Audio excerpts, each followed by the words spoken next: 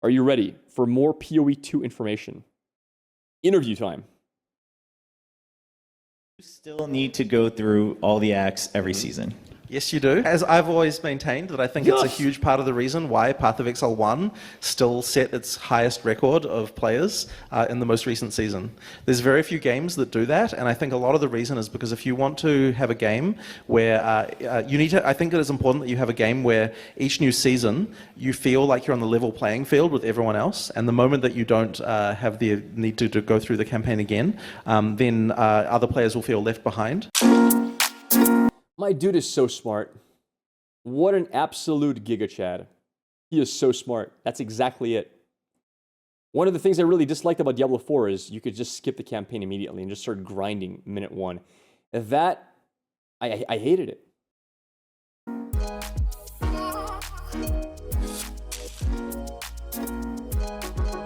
Existence is a thing of beauty. Good morning, good evening, or good night, folks. I'm your host, Simon Redhand, and welcome back to Gaming. The first thing, when I started doing YouTube, the first thing I did with my first editor, we agreed no intros. It's better to have no intro than an intro that people feel like, how do I skip this? So what you've shown us already today is very memorable and it's very impressive. So we met in Gamescom. And Campaign is stupid though, everybody just speedruns it. Yeah, okay, so that's not really why I love the campaign. You broke that rule, yeah, but your intro was really good, Tams. So here's the thing with campaign.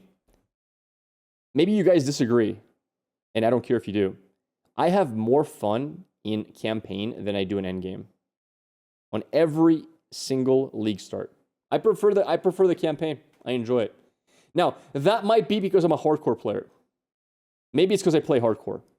Maybe softcore campaign is like, you can just throw your face at it, die 30 times, doesn't matter. You finally get through it, and then you start. But playing campaign as hardcore is satisfying, and it has been satisfying for over thousands of hours. I've never not enjoyed the campaign. Usually when I hit maps, it's like, now I gotta grind. I'm done with the campaign. Yeah, 1 to 60, you feel the progression for sure. So, campaign for me is BIS. So are you wearing the t-shirt very well, the tablet t-shirt that I gave you? I have worn it a couple of times. You know, my wardrobe is almost entirely Path of Exile merchandise at this point. I don't think I have any t-shirts at all that don't have a logo on them. So the trend now in the action RPGs is we've seemingly transitioned from what we, maybe call Diablo likes into PoE likes, and to the point where other genres like roguelikes are also taking ideas from Path of Exile. And so with that in mind, how do you feel about that trend? And also, is it maybe just a little overwhelming that before PoE2 is even out, that there's this much attention? I mean, it's certainly, look, I think that taking inspiration from other games is something that everyone should do. Like, you should always be looking at all of the different games, even in different genres, and seeing what kind of mechanics could be interesting to use. So, I mean, look, when we're designing new leagues for Path of Exile, we're always looking at, like what's a mechanic from some totally different genre we could potentially use in Beautiful. So I have absolutely no problem with people looking at the mechanics that we're doing and taking them from us as well. This is just how creativity in the game industry works, is we all share our ideas. Obviously, with the launch coming up, it's pretty crazy. There's been way more attention than we even expected. I think that I'm so happy for them. we're certainly going to set new records, I think, for how many players are playing the game. Unless the mechanic is throw a ball at a creature, then your Nintendo will. True. True. You can't throw balls at creatures. Bro, I was thinking of playing catch with my dog, and I realized if I upload it to YouTube, I might be in trouble legally, so it was a no-go for a video idea. And I just hope that our servers can keep up. So when you look at PoE2 right now, how close is it to your perfect image or optimistic image of, ideal image of PoE2, if you could give it like a number, like a percentage? It's pretty close now, I would say. Like, definitely, like... You're leaving on vacation December the 8th, booked the flight days before the announcement that the early access was postponed, FML. Brother, just travel with a laptop. You can go to your vacation hotspot and just play PoE the entire time. You're fine.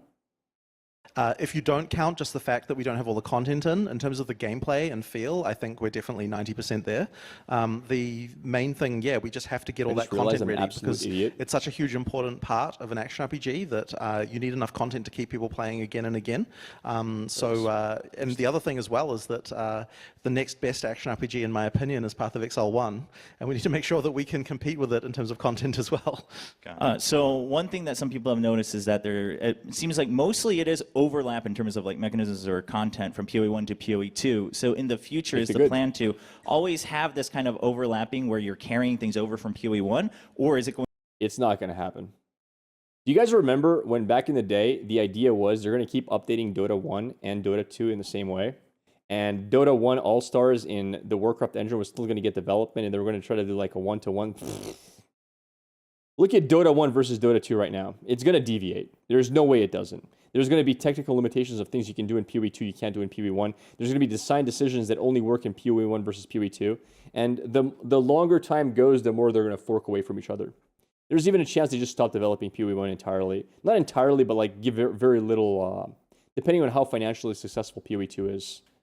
So we'll see. They might just give it a very small team to keep working on it and just focus on PoE 2 entirely.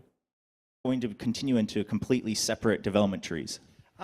We won't necessarily do that, but I think there will be some amount of sharing. It's actually quite nice for us to be able to, tell a story in two parts with PoE 1 and PoE 2. So a great example of that was the last league we released called Settlers of Kalgur, where we have, in Act 4 in PoE 2, we had this city called King's March. And then we decided that in PoE 1, we wanted to create a league that told the story of how that city came to be. So that's just something that's just a great opportunity when we've got these two games running at the same time. And I think that we'll probably continue doing some interesting things like that. But in terms of the overall gameplay and the way that it feels, the systems are quite different in PoE 2 to what they are in PoE 1. So we can't simply...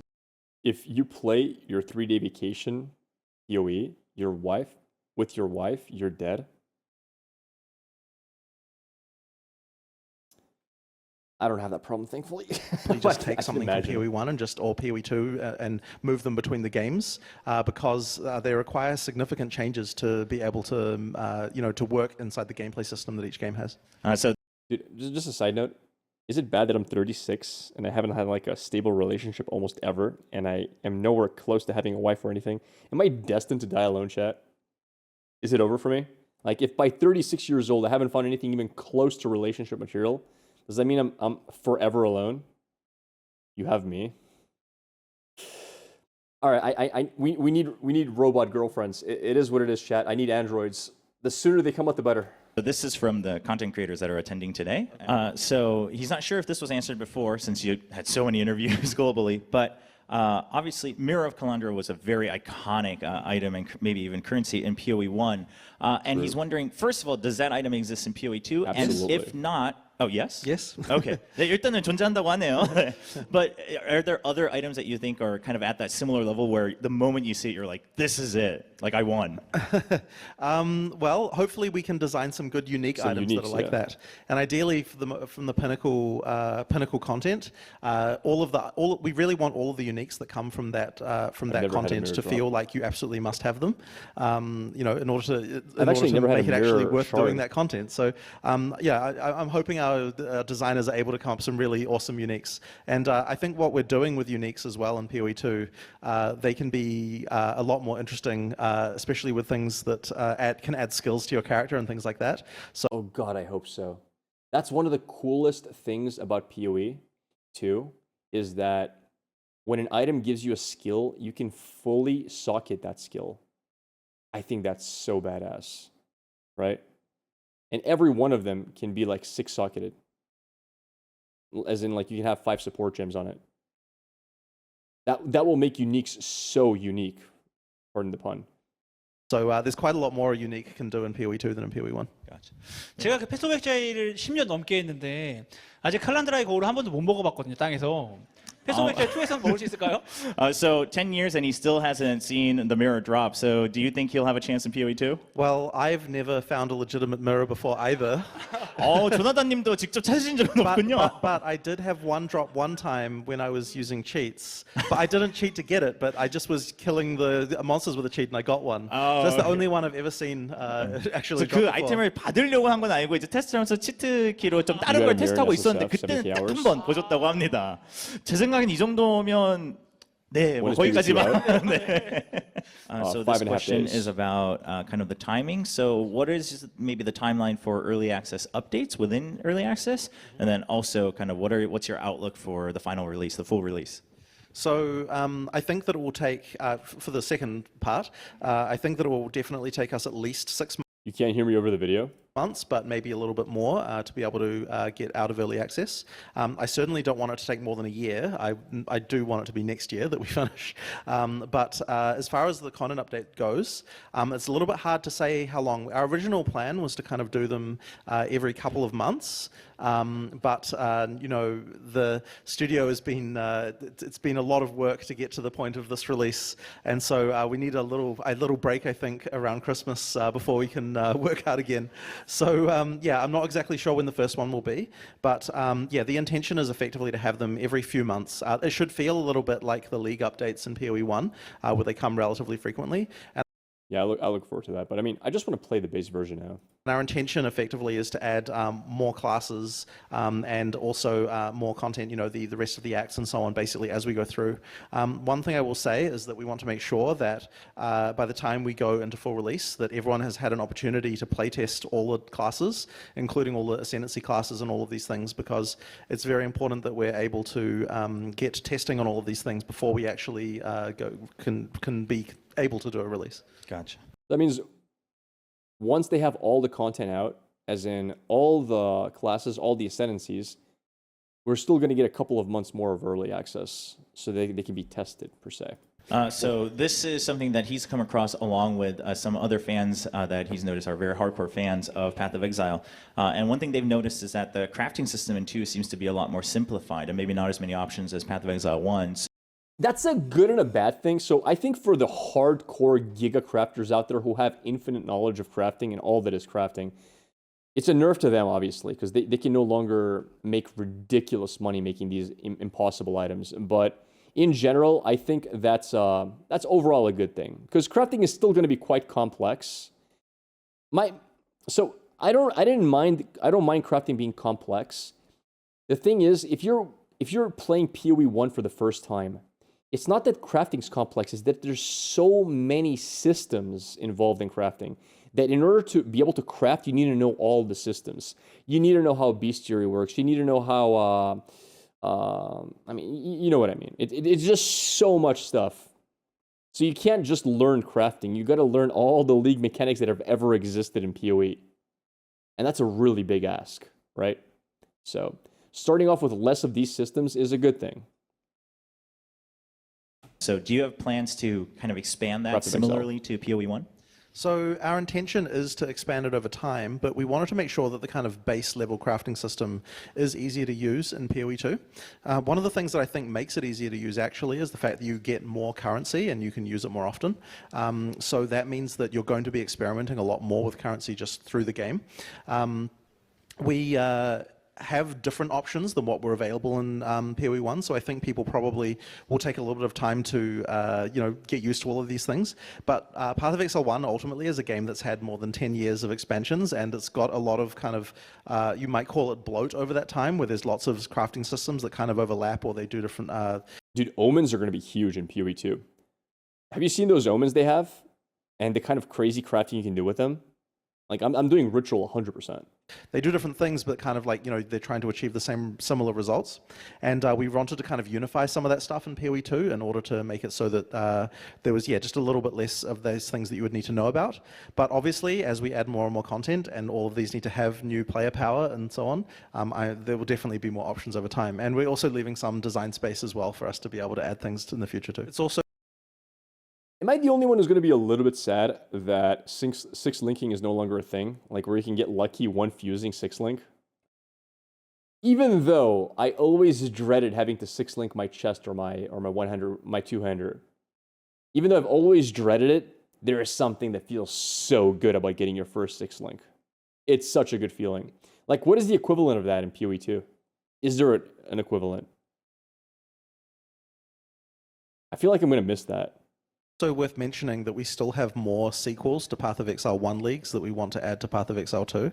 And when we do those, there will often also be sequels to some of the crafting systems that those they had as well. So in Path of Exile 1, one of the troubles they had was that new currency kept getting added and added, and it seemed overwhelming. So can we expect maybe slower additions in PoE 2? It's a little bit hard to say. I mean, ultimately, anytime we add something, it comes down to does it seem cool to us? And if it does, then we add it. So, look, we're trying to make sure that it's a little bit more simplified on a base level. But look, as you add content, you need to add new features, and people want these things. So, yeah, I'm sure 10 years from now, there will be it will feel very complicated again. And which it should be. 10 years from now, it should be just as complicated as PoE 1 is. Why? Because then we'll have PoE 3, right? You hit 10 years of PoE 2, well, we've already hit the motherload of bloat and power creep. Let's make a new game. And I'm good with that.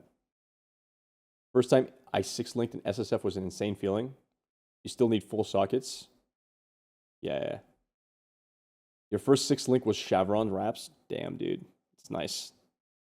Yeah, 6-linking it. Oh, by the way, one thing to consider as well is coming into the future, game dev is going to be faster and faster and faster with AI. So it might not even be preposterous to say that PoE 3 could be made really quickly once the tech is out. So I think we're going to get more and more games faster and faster. Okay. So he took some time to kind of gather some different opinions on what would be best to ask you when you had the opportunity today. And one thing that came up continuously was about controller support. Given that it's WASD, some people, they don't like it as much on keyboard, so they would like to use a joystick. So first of all, how much, if at all, is the controller support better in PoE 2 compared to PoE 1? And also, how close would you say it is to perfection right now? So it's way, way better than Path of Exile 1 was. We've got a team now who actually, that's what they spend their time doing. The main thing is that, like in terms of not being perfect, is that every skill requires a lot of specific work in order to be able to actually feel good, especially at endgame. And you also can't necessarily tell whether a skill feels perfect until you've actually played through and kind of actually use it at endgame as well. So I think that there probably will be some skills that... Also, if a game is from the ground up designed to be played with WASD, by default, it should feel way better with controller. PoE 1 was not designed around WASD, right? It wasn't. It was designed around click to move. So obviously trying to make controller support for a game that was never designed to be used by controllers in the first place is going to be very clunky. It's going to take time to get it right. So it makes sense that PoE 2 feels way better. That could be better. And what am I talking about with this is kind of like, you need to do very... You're not convinced that long sessions of gaming is going to feel comfortable? I mean, I played super long sessions of gaming in first-person shooters where you're non-stop. MMORPGs non-stop. Like, these 3 fingers, you have no idea how strong they are. I've grown accustomed. Specific targeting work, because obviously with a controller you can't select an exact location, so you need to be able to kind of predict exactly where the player would want to use a skill at a given time, and the answer to that is very different depending on how the skill works. So effectively, yeah, there's a lot of that. Yeah, teleport skills and stuff suck with controller, I agree, but I'm thinking more along the lines of movement, joystick plus mouse. I think mouse is king, everybody knows that, especially for aiming stuff. I think mouse is where it's at. But for movement, I would actually say that joystick is probably superior to WASD in Path of Exile 2. I'm going to play with keyboard, it doesn't matter. That work to do, and there's probably still more we can do, but I think that we've done a pretty good job in getting it there. And certainly the base interface for controller is just so much better than it was in Path of Exile 1. So he remembers he had a chance to try the controller support at Gamescom, and he remembers there were cases like that with targeting where he wanted to hit the boss, but it's hitting mobs. So has it even been improved since then? Do you know? I mean, there's certainly been a lot of work just on specific skills, but it really is case by case. And the other thing as well, the worst times are when people disagree about what the best way to target is. The one thing I will say, I hate it when controller support limits what you can do in terms of skill design. I hate it when they hold back PC players because they want control players to feel good. Like, for example, maybe you want to design a skill that can't teleport, like you say, to a specific spot. Well, if controller can't do it, they simply don't give you the skill. They just never release the skill. And that feels really, really, really bad as a PC player. So that I despise. That's also another tricky question. So the answer to whether it improved depends on what skills you were using. Some of them definitely, I mean, there's been a lot of work on a lot of different ones, but I can't say about the exact skill you were using there. So I think we discussed this briefly before, but Autonomy too, just kind of reminiscing about the idea of a more in-depth or a more specific guide, right, like blinking lights or something like that on the passive trees or the atlas tree. And his thought was maybe even just like level 35, something in the middle where you know how to get a jump start. Do you have plans for a guide like that in-game? No. Don't do it. Horrible idea. So we are doing things where we have specific guidance on individual skills, like we've got videos for each one that explain how they work. We're also doing things like recommending support gems and so on. But I guess we stopped shy of wanting to specifically recommend a given build to people, just because we kind of feel like it's really up to the players to decide what they think is good. And if we start specifying specific builds, I worry that they will become either out of date or people will say, oh, this build sucks, like why is GGG recommending something that's clearly terrible compared to this other build. So we sort of hesitate a little bit to get involved in the ring of. That's not why you don't do it though. Like it doesn't matter if the build sucks or it's outdated. You can always update it. You can even hire somebody who's a professional build, like a guide maker who knows how to play the game. I think that's not a good reason not to do it. The reason you don't want to do it is because I talked about this yesterday. It's like take Deadlock for example from Valve. The moment you log into Deadlock, the first thing when you start choosing your skills, you have recommended guides on the side. And for any new player, they lose all incentive to experiment. If you give people a guide the moment they go to make their character, they are never gonna play the game normally. Because like, wait, why would I want to experiment when people already know what the good stuff is, you know? And they're gonna go for the guide. You want exploration. You want people to like, you know, build their own characters. You want them to have fun discovering, oh my God, this is really cool. That's half the fun in PoE. So yeah, I think having guides ruins that. And I said this yesterday as well. There's a very big difference to somebody logging into a character, opening a browser, going to Reddit, going to YouTube, looking for a guide, learning the guide, and then doing it on the game versus having it all in-game one click away, right? So yeah, guides in-game I think are a really bad idea. Like what build is best, and we kind of want to leave that to the players more. So yeah, we're very happy to recommend, like, you know, explain how things work more, get better at showing what the effect of your choices are, but we just don't really want to sort of say, okay, here's what you should be doing. Actually, even already we had, just with the recommended support gems, we've had people say to us, oh, your idea for this one is terrible, you should replace it with that other one. There's already some arguments. So this is a bit of a lighter question, but he remembers when Path of Exile officially released in Korea with Korean service, that there was a Korean traditional hat as a cosmetic item. So are there any plans for other maybe traditional Korean garb as cosmetics in PoE 2? I'm sure that we'll get to doing something like this, but one thing to mention is that those items that you had from before will still work in PoE 2, so if you would like to use them. I don't know if that particular one will work at the beginning of early access, but by full release, every microtransaction we ever had will work, so you'll still be able to use those. But you know, I'm sure we'll be making more things like this in the future. So then what about, what's your plans for like the demon form or like the druid when it transforms into different animals? Would those have cosmetics as well? Good question. So we might be able to, we can make cosmetics for the different forms, but obviously the cosmetics that your character normally wears won't work on them. Okay. Yeah, so you can't make your bear wear armor that way. Anyway. Gotcha. But it would be a separate thing that you're. Yeah, but we can do separate things, and we are planning on doing some of those too. So then, would you imagine that it's like changing what the bear itself looks like? If it's Yeah, we can absolutely do that, and we definitely will be doing stuff like that. So he remembers hearing in a different interview that you've done that you also are taking inspiration from other action games and things like that, and a lot of these games, even if MTX is microtransaction, it's skins basically. they're run in a season format, they tend to have mid-season updates that will keep track of the game.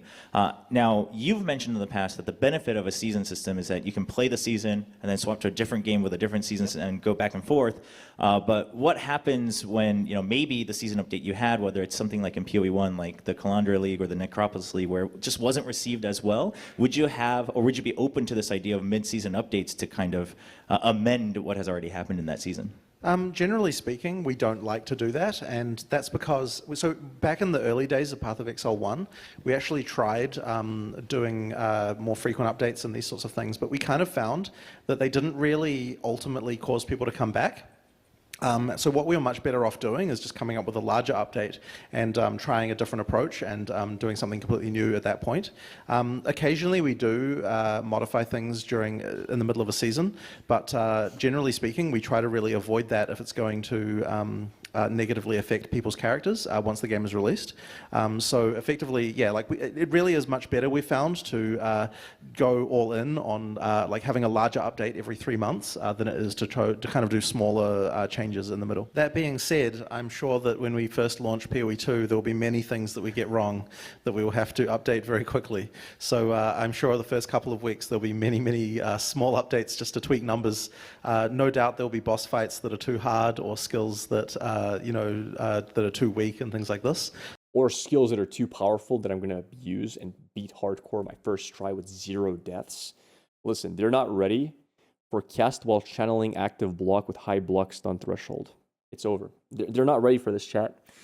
I'm going to have cast while channeling, and I just hold the block button, and while I'm channeling my block, everything's dying in the background. I'm 100% safe from any hit damage. And if there's AoE damage, instead of channeling block, I channel Jade form. Same thing, cast while channeling Jade form. Everything's dying around me. In the same time, I have totems doing damage. It's going to be insane.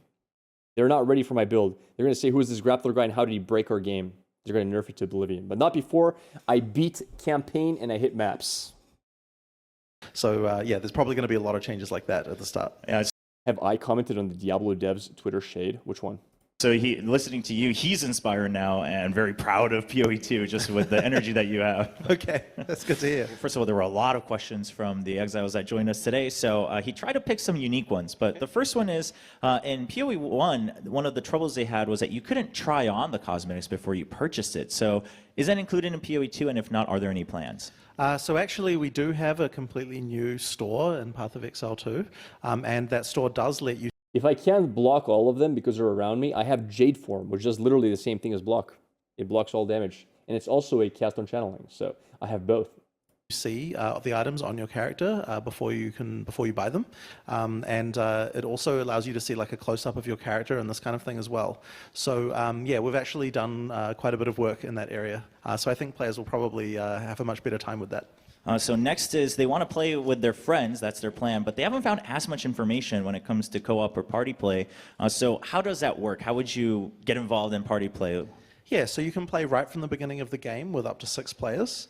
The game is sort of intended to be balanced so that you can play single player or multiplayer, and you should have a very similar time in terms of the overall difficulty.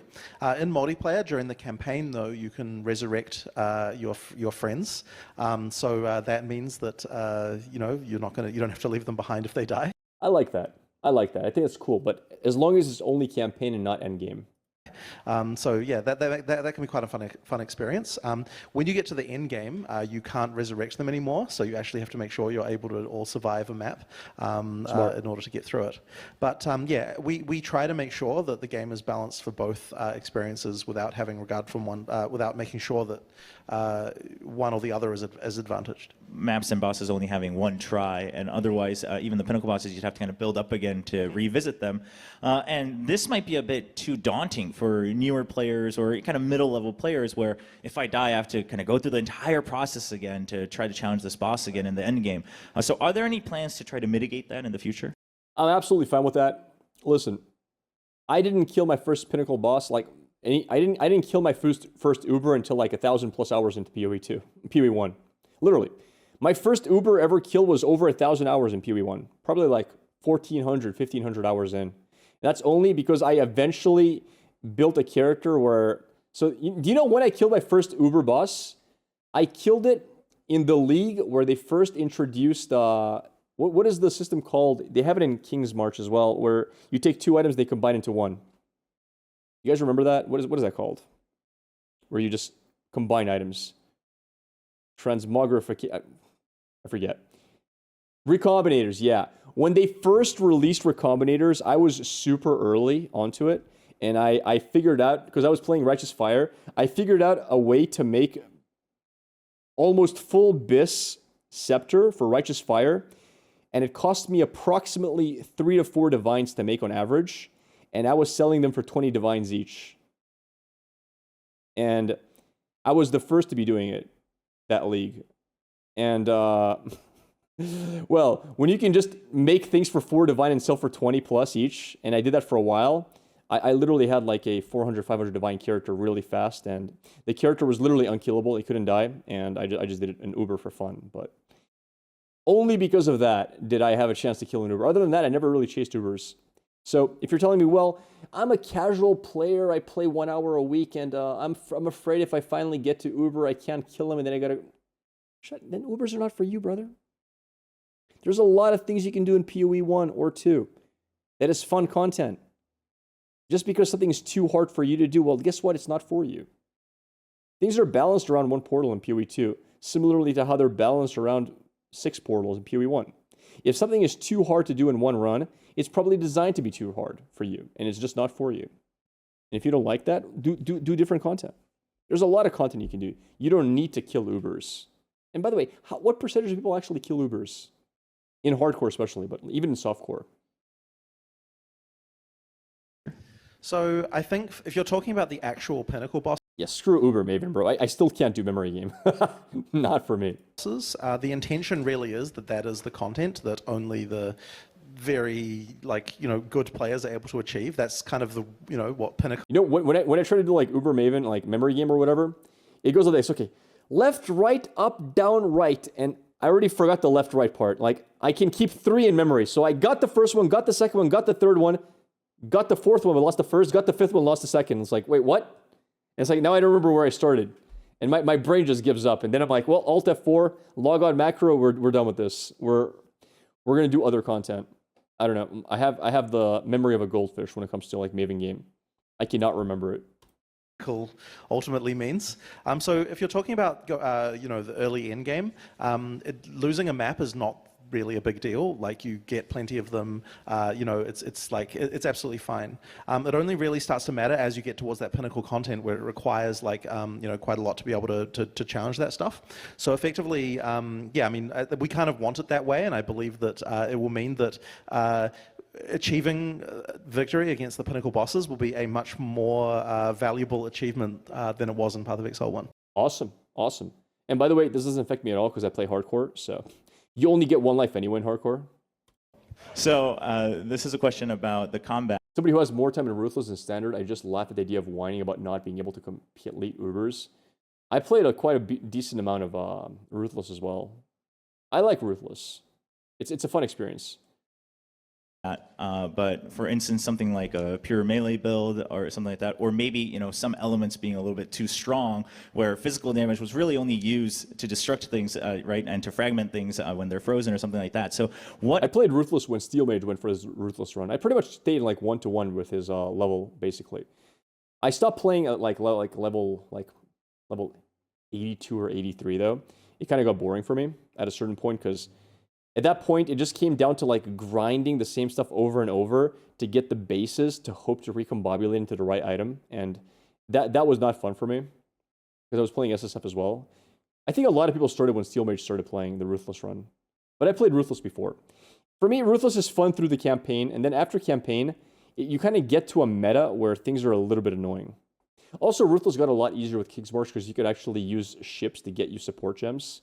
And that changed a lot of things. It became way easier.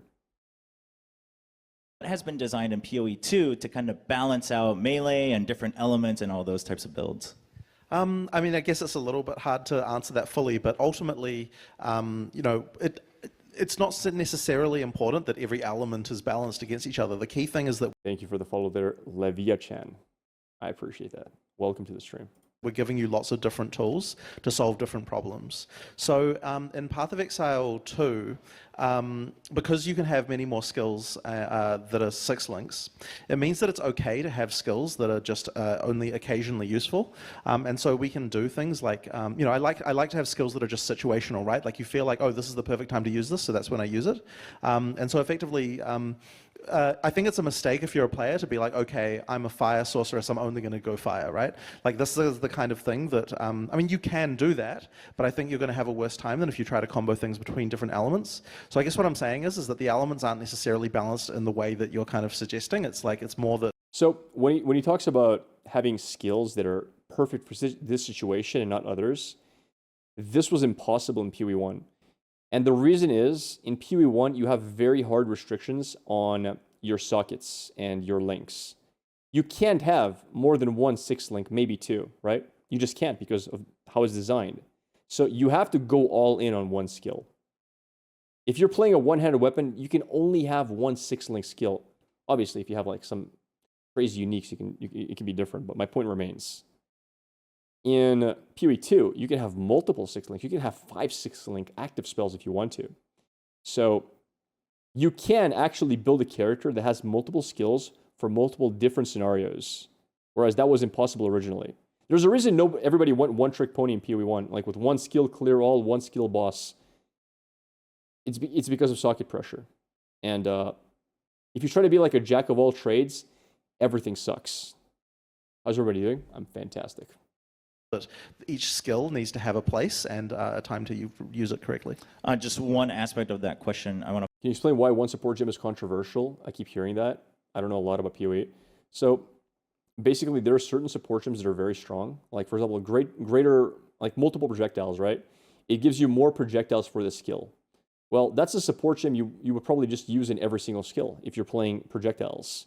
In the same sense, something like if you're playing a mage that's scaling fire damage, something like, I don't know, fire conversion might be important if you're not using a fire spell specifically, or added fire damage might be something you want to use in every skill. So in order to make support gems, it's like, yeah, just put this gem in every single skill. They want to force you to be a little bit more creative in where you use certain things. So they don't want you to have a build where you have 5 skills and all 5 skills have the exact same support gems because those are the best support gems for your playstyle. Instead, they really want you to think, well, which of my skills do I want to give more projectiles to? Ideally, all of them, but yeah, that's my main skill. I'm going to give that one the projectiles. Now that that has that, what am I going to do with my other skills? You know, that skill, I might make it more for single target, etc., etc., etc. Ability to use specific weapons for a skill and use a specific weapon passive as well. That does feel like it's more frequent in PoE2. Like you have a very specific weapon for it, but I don't know. We've mostly seen that in like slam skills, but that's always been the case. Slams have always required. Well, then again, you were able to do slams with like axes for some skills and whatnot in PoE1. That might be a little bit more controversial. To follow up on is, so what about specifically when it comes to melee, like how useful are melee skills outside of just being supplemental to others? Oh, I mean, I definitely think melee skills are very useful. They're incredibly strong, generally speaking, relative to ranged. Like that, you definitely get the payoff for being in melee range. A lot of bosses are actually much easier to fight in melee than they are in ranged, because the skills the bosses choose to use are different, and also because the any kind of attack that involves hitting an arc, it's much easier to avoid. So, for example, with the boss I was just fighting, which I did admittedly die to, it's actually much easier if you stay very close to the boss, because his abilities, you know, when he's targeting you, you can dodge around the boss very easily when you're very close, but when you're far away, it's actually much harder to dodge those abilities. So melee is actually quite an advantage in that regard too. So Path of Exile is known for its economy in some ways, and it's very. I also like finishing characters, but I know myself. If I play softcore, not only do I not have as much fun because it's easy, but I spend too much time playing Path of Exile. For me personally, one of the reasons I like hardcore is because I can play it, and if I ever feel like, well, I'm just spending too many hours on hardcore, like I need to get out more, I got to go back to the gym more, I got to, you know, this is a waste of time at this point. What I'll do is purposely do harder content that will make me rip eventually. I'm not going to rip my character on purpose, but I'll say, well, I'm just going to do content my character's not ready for. You know, high risk, high reward. And it can be very exciting, but it'll eventually die. So I can choose when to quit the league, basically, by throwing myself at hard content. And once you lose a character you have like 40, 50 hours in, you usually don't reroll. I just wait for the next league. Detailed and it's very complex, and you've done quite a good job in kind of creating this capitalism economy amongst themselves in the barter system. So is there anyone on the team that majored in econ, or maybe you have a team that's dedicated to how to manage the economy? I know you can consume armor break with certain spells to do more damage. I don't know if it does any passive debuff on the mob, like giving it less physical resist. I'm not sure.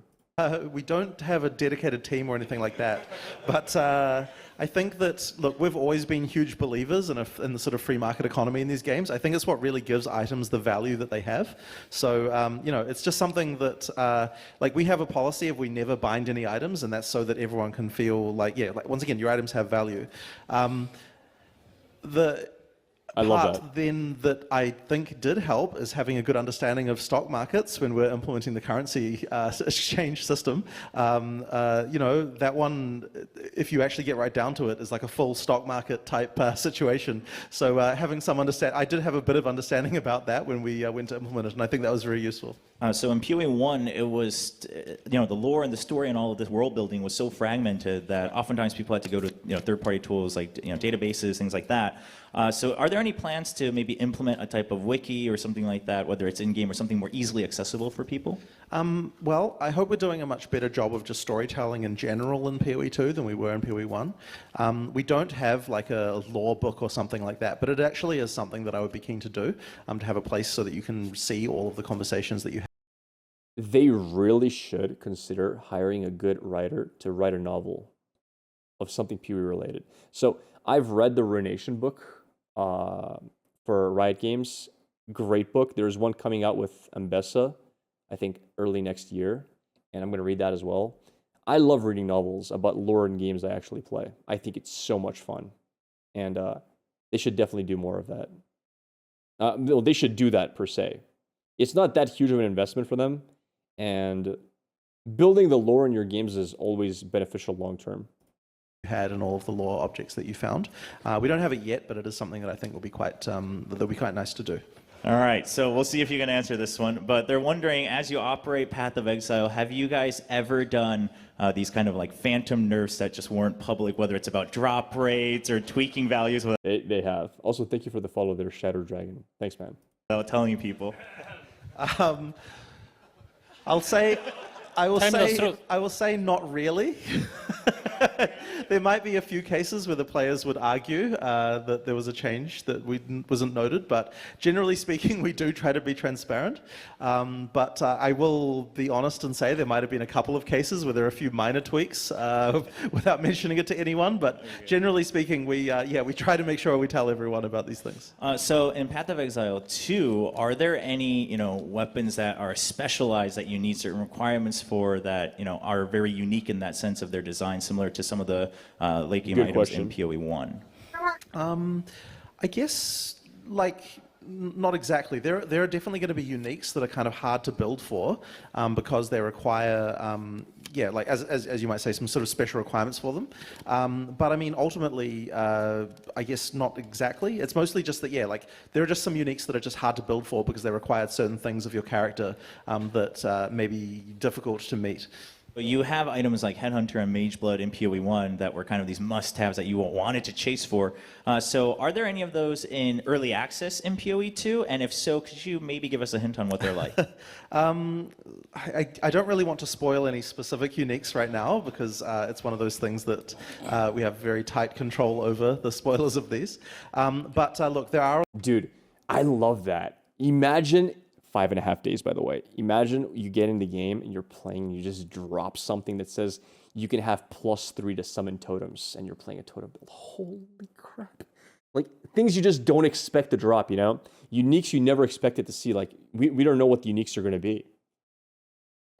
Man, the rush you get seeing something that nobody knew existed. Because it's one thing to know what you're chasing and chase it and get it. It's entirely different. You drop something, you say, wait, huh? I'm swapping builds right now. Fishing rod? Yeah. There are a lot of uniques that are returning in PoE 2. One of the things that we want to do is kind of try to surprise people with how we have adapted some of the mechanics when they don't directly... Yeah, plus the gem level is very common, it seems like. Very high scaling. Translate. I don't think that we have a Mageblood replacement at the moment because obviously the flask system changed quite a lot last minute, so we don't have that one yet. But there are Wait, was the flask changed last minute? Did they just recently decide to do that?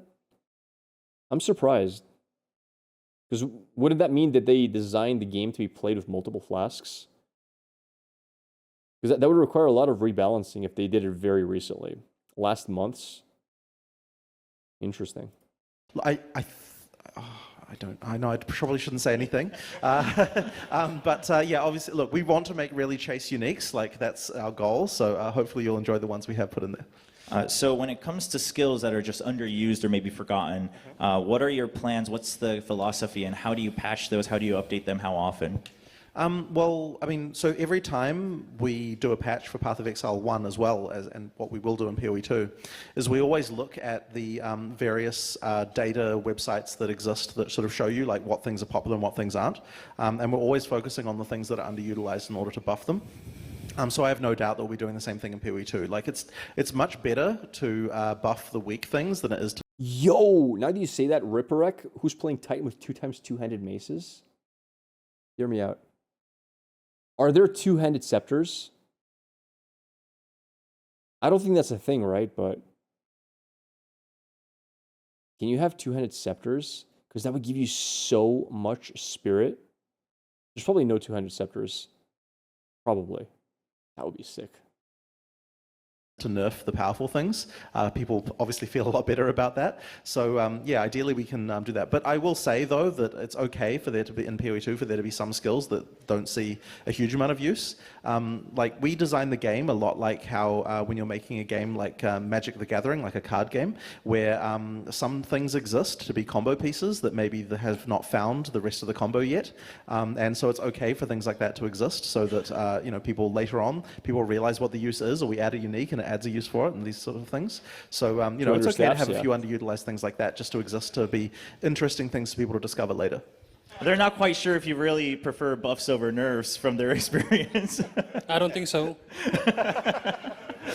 So PoE 1, it's kind of infamous for needing so many third-party tools. So you've continuously said that you've really tried to fix or amend a lot of that in PoE 2. So could you give us a detailed example of what's changed to mitigate that? So the main thing that we're trying to do is provide better information in the game client for the items that you have. So there's a few ways we do that. So one of them is... Yeah, the tooltip in PoE 1 sucked balls. You had no idea how much damage you were doing. You had to put it in PoB. There's no way around it. Just the hovers that you, the advanced skill information that you can get from a skill. We show a lot more information, something that you might ordinarily have needed to use a third-party tool to get. This includes things like, you know, information about minions and information about like, you know, all the different components of a skill, like these kinds of things. So we're trying to be a lot better with that. The other thing as well that we're doing is when you, it's possible on the skill tree to see what effect that a given skill will have on your character. So it's a lot easier to sort of find out how that works in advance as well.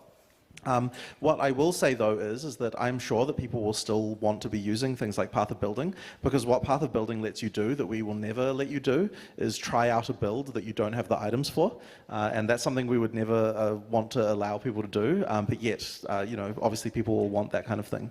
So I'm sure those tools will still be things that have a use, and some people will say that those tools are mandatory, but I guess I don't fully agree with that, because I think that the game is one where you want to explore and find the interesting combos. So, you know, I guess that's our position on it anyway. Oh, and by the way, people who work on those tools have been an amazing source of new game developers for us, because they already understand all the stats already. So PoE 2.cap was capped at 30 million, but was that going to increase? Yeah, you know, I actually don't really know the answer to this question. I believe that the cap for this was not really a like a game design thing. It was more of a technical thing with how the stats are represented internally. So I think it's kind of one of those random things. Imagine having 30 million DPS on Righteous Fire. Couldn't happen to me. Bro, I wish you could scale Righteous Fire that high. There's just no way to hit 30 million. I mean, maybe with some crazy currency, but unfortunately, yeah. I wish you could, though. You can't. I mean, with like maybe some aura bots and like some crazy crafting, you could. But can you even? Okay, realistically, yes, but I mean like unrealistically, like with like 500 mirror worth of like currency, what could you craft? How much could you possibly hit? There's probably some ways to hit crazy numbers.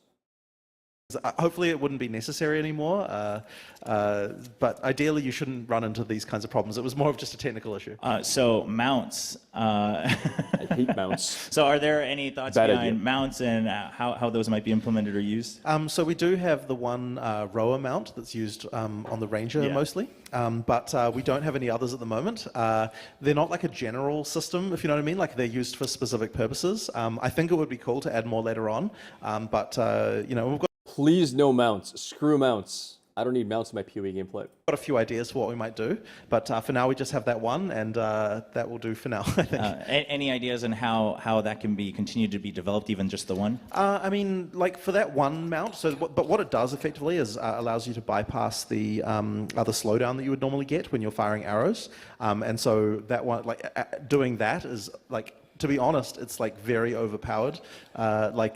We need to actually be How do mounts bother you? Well, mounts are almost always an advantage to have, so then you gotta like balance gameplay around mounts. So then everybody has to use mounts, and then it's like I like Path of Exile being on my feet running around.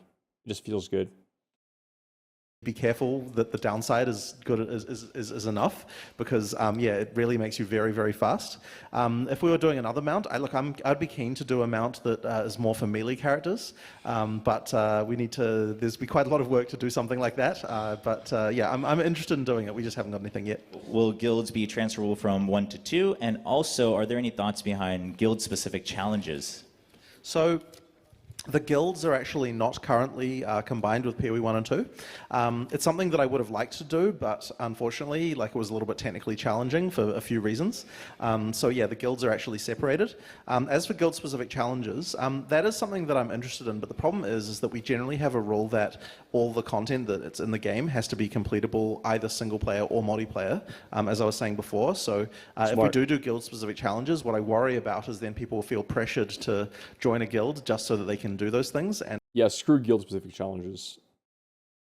that's kind of something that we want to not necessarily make people have to do. So this one, there's a lot of emotional baggage here, but I think some people already know the answer.